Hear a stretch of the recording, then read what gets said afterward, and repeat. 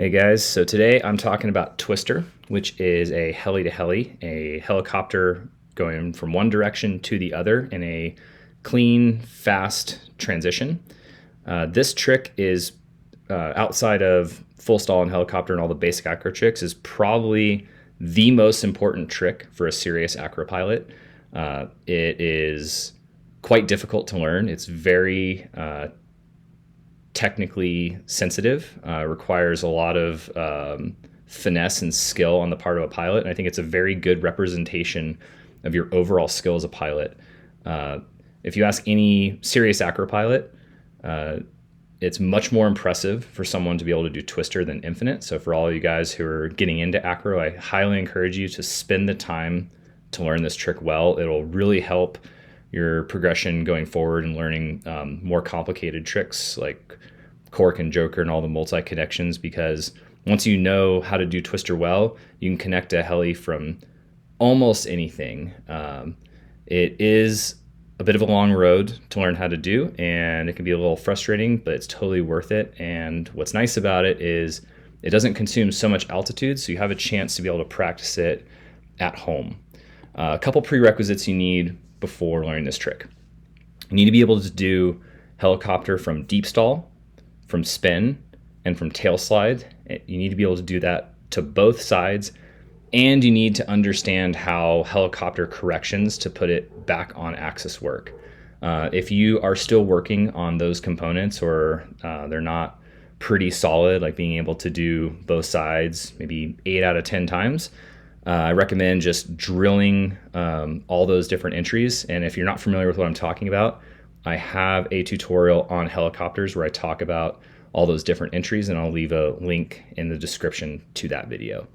For those of you who do have those prerequisites, let's get into how the trick works. And really, all of the magic of Twister comes from the transition of how you stop the helicopter and try to put it into a perfect deep stall. The reason you need all those prerequisites is because it's very difficult to put it into a perfect deep stall. You'll always have it a little bit off. You'll either be a little behind or in front of the glider. It'll be off to one side or the other. And you will need all those skills to know what kind of micro correction you'll need to react to having a imperfect deep stall. So I'm going to show a series of twisters at full speed and in slow motion, so you'll be able to see how that transition works. So I'm going to do a little starting and stopping as I talk through the key components, and then I'll show a couple of examples where you can just watch the trick in normal speed without me interrupting. So it's very key to first start from a very stable and on-axis helicopter. If your heli is wobbly or off axis, it's going to stall somewhat unpredictably during the transition, which will surprise you. So it makes it very easy to overstall the glider, which will have problems that I'll explain in a second. The other thing is if your heli is unstable, then your body will not be directly under the glider during the transition, which will also make it more difficult. So it's worth spending the time to get a perfectly on-axis heli. For those of you who are just learning this, my recommendation is to start a heli to your unnatural side, so that when you do the transition, you're transitioning to your natural side, which will make it a little easier. So for example, if you are more confident at helis to the right, start a left helicopter and from whatever entry you like and stabilize it, get it nice on axis, and then your twister will be from left to right. Specifically for the transition, there's a couple key points. First key point after having an on-axis helicopter is you want to keep your weight shift to the outside. And that's a really common mistake people make, because a lot of people think they want to shift their weight to the inside to slow the helicopter down. And there's a problem with that for two reasons. One is if you shift your weight to the inside as you stop the helicopter, it tends to start to fall off to the side, so your body's not going to be underneath the glider and in a good position. The other problem is when you do enter the deep stall, you want your weight shift to be on what will be the new negative side. So if you were in a left helicopter with your weight shift to the right, which is on the outside, you want to keep it on the right because that right weight shift will be the new inside, which will help the glider start to the other side. The other part that's really important in the transition is that I'm going to brake relatively strong and impulsively. I'm not slowing the glider down too slowly because it'll have the same problems. The glider will tend to fall out of the heli. I want to stop it relatively quickly without over braking the glider. And when I say over braking the glider is I don't want to deform the trailing edge. I don't want the glider to lose its shape. This is very similar to how you want to enter a really nice deep stall without deforming the glider. So you're going to be feeling for that pressure point where the glider or the brake is just about to lose all of its pressure. You don't want to go through the stall point because that'll deform the glider. So this brings to sort of the final big mistake people make is that they try to stop the heli entirely with the outside brake. You don't want to stop it all the way with the outside brake because you will overstall the glider and put it into kind of a backfly or tail slide. What you do is, I describe it as you stop the glider 80% of the way with the outside brake, and then you stop it the rest of the way by releasing the inside brake, which will kill the heli rotation. And when you release on that inside brake, you'll actually release both brakes, which will put the glider into a deep stall. And then just like in a normal deep stall, you'll come back onto the brakes to catch the glider and make sure it can't pitch forward and start to fly.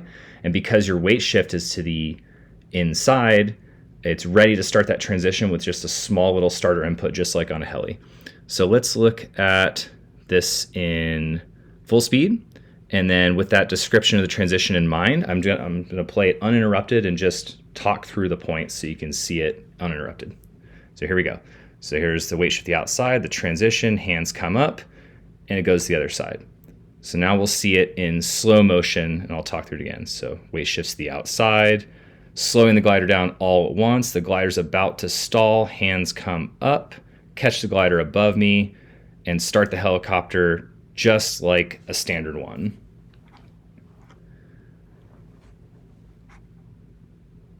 All right. So I'll sort of step through that slow motion video one more time so we can talk through all those key points. We'll play it in full speed first. And this one's actually a twister to twister, so you see both transitions. All right. So weight shifts to the outside, stopping the glider relatively quickly all at once. Right when the glider's about to stall, I come up on the inside brake, come up on both brakes before the glider loses its shape. It's actually losing its shape just a little bit right here, but that's okay if the glider's not too deformed. Then pretty quickly, right as the glider wants to start to come forward, I catch on both brakes. I maintain my weight shift to what is now the new inside, and then I release the outside brake, give it just a little starter input on the negative, and allow the glider to restart. And then using all my correction skills to put the glider back on axis just from all the slight deviations from a perfect deep stall. So here it is going the other way. There's the starter input, coming up on both brakes before the glider loses its shape, allow the glider to come back overhead, catch on both brakes, weight shift is already to the inside, giving my little starter input, allowing the outside to fly, and then giving a slight little correction because the glider wasn't perfectly overhead. So we'll just go through a couple more of those just so you get an idea of what you should be trying to do. One more time. Weight shifts to the outside, stop it all at once, both hands come up, glider comes forward, catch the glider, keep the weight shift to the inside, start it just like a normal heli.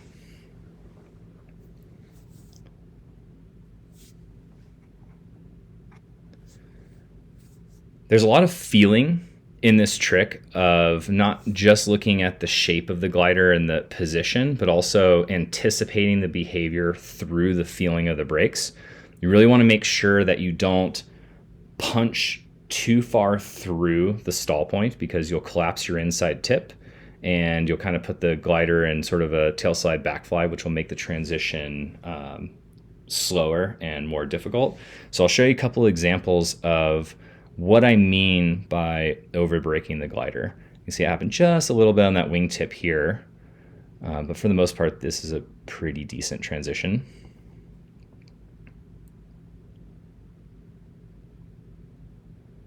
So again, impulse there. See how I don't over brake the glider too much. Catch it, weight shift start to the inside, start the next one. Just a little wingtip collapse from being a little too deep in that new negative side.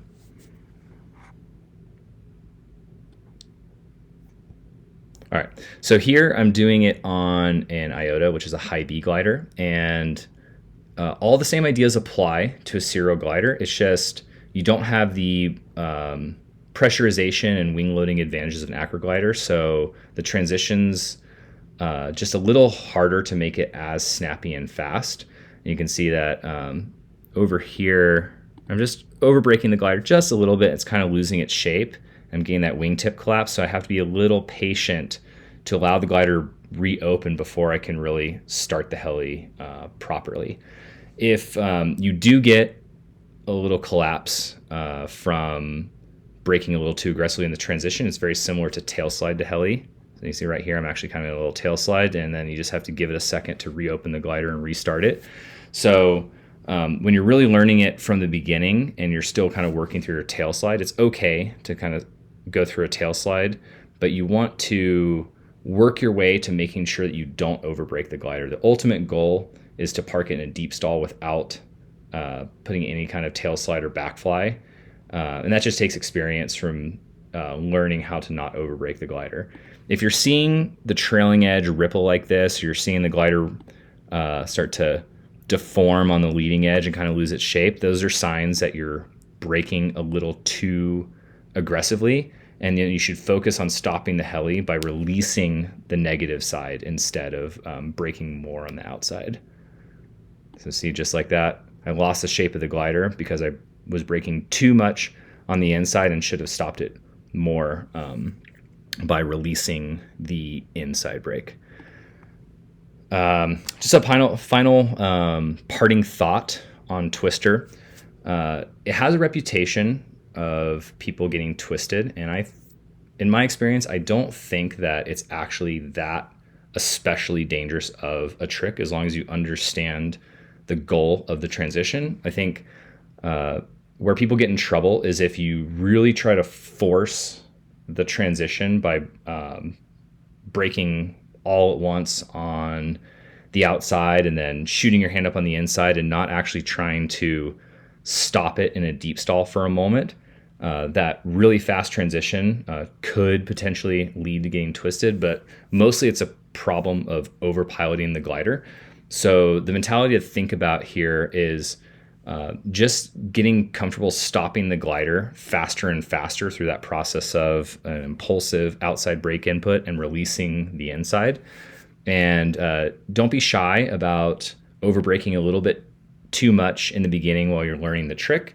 But as you're trying to clean it up and make the transition faster and more beautiful, you just know that the goal is to find that point of braking just as little as possible.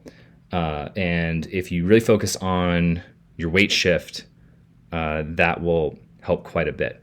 Last little sort of detail that you can run into sometimes is if you do have kind of a messy transition, sometimes the glider can get rolled off to one side or the other, and you need to wait or use a little bit of weight shift to put your glider back or put your body back under the glider so you don't have too much of a roll.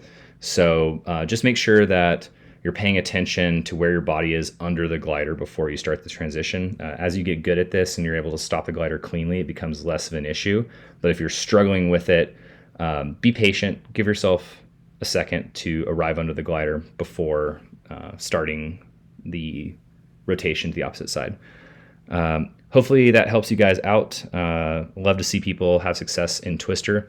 I do teach SIV and Acro out of Turkey every spring and fall, and I have openings as of the time of this video for May 2024.